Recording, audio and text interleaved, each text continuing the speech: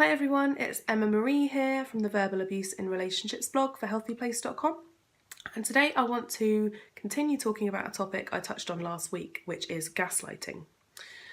Gaslighting is kind of a broad term, but in essence it means to overwrite somebody else's reality with your own.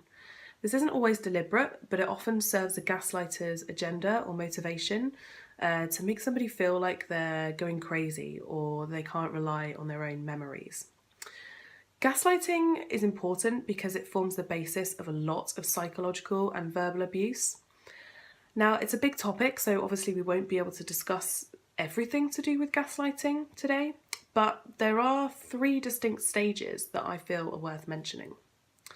According to the Sally Hodgkiss book, Why It's Always About You, the 3 stages of gaslighting are as follows.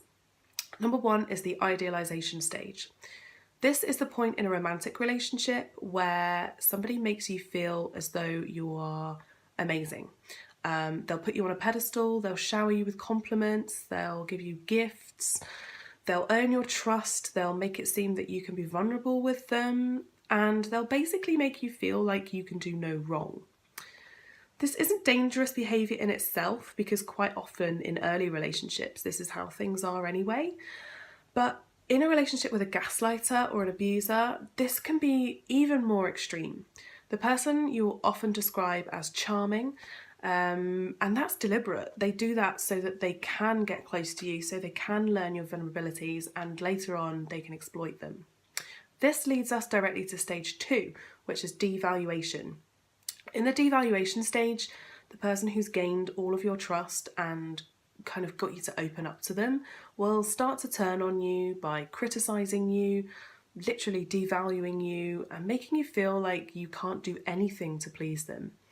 They might not tell you specifically what it is that you're doing wrong in the relationship, whether that's a romantic relationship, an employee-employer relationship or a friendship, but they will undermine your behaviour and tell you that nothing that you think is right is right.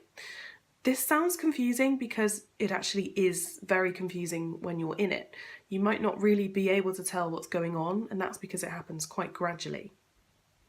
Over time, you'll become kind of a willing collaborator in this whole cycle, and every time you bring it up with the person who's gaslighting you or abusing you, they'll make you feel that you're crazy, or that you can't trust your own judgment, you can't trust your own memories of certain arguments or events, and all of this kind of makes you feel like they're the ones in the right and you're the one in the wrong.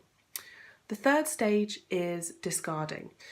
Now, in a romantic relationship, this can quite literally mean that somebody breaks down your self-esteem, tells you you're crazy, tells you you can't do anything right, tells you that you're a disappointment, and then breaks up with you. In any other kind of relationship, it can mean that they distance themselves from you, they start to ignore you, they start to withdraw from you, and in some cases, a romantic gaslighter might not break up with you completely. They may keep you kind of hanging from a thread so that they can still control you from afar. If any of this sounds familiar or you can relate to any of these 3 stages, please pop a comment down below or head over to the Healthy Place blog to get started, and you can become part of the discussion. Thank you. Bye.